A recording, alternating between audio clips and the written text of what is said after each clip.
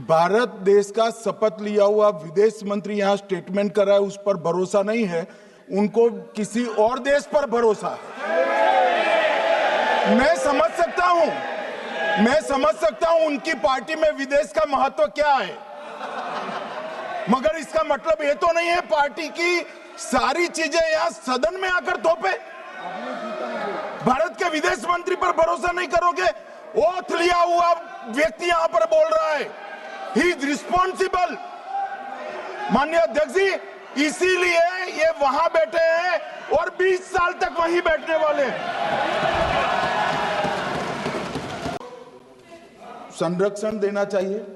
उनके स्पीकर जब बोल रहे थे, हम पूरे धैर्य से सुने। मैं बताऊंगा कितनी असत्य बातें बोली गई कल, परंतु फिर भी असत्य को भी हम हलाहल समझकर पी गए। अब ये सत्य भी नहीं सुन पाते हैं। माननीय अध्यक्ष जी, मुझे लगता है आपको प्रोटेक्शन देना चाहिए।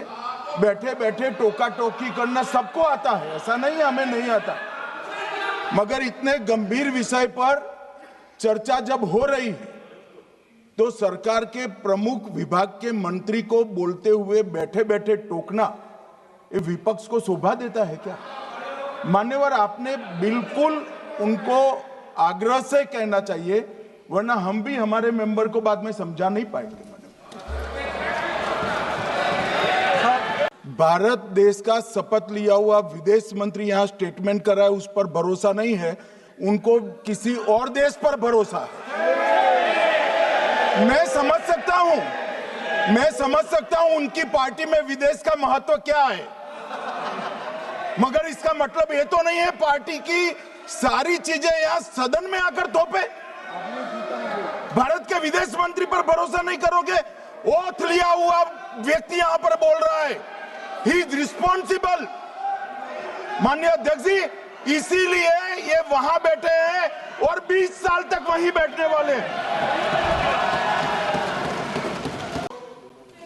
संरक्षण देना चाहिए। उनके स्पीकर जब बोल रहे थे, हम पूरे धैर्य से सुने। मैं बताऊंगा कितनी असत्य बातें बोली गई कल, परंतु फिर भी असत्य को भी हम हलाहल समझकर पी गए। अब ये सत्य भी नहीं सुन पाते हैं। माननीय अध्यक्ष जी, मुझे लगता है आपको प्रोटेक्शन देना चाहिए।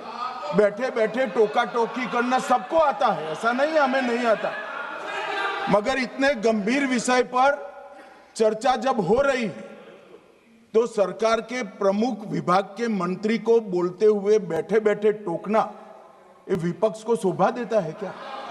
मान्यवर, आपने बिल्कुल उनको आग्रह से कहना चाहिए, वरना हम भी हमारे मेंबर को बाद में समझा नहीं पाएंगे। If you like this video, then like, share and subscribe to Mirror Now.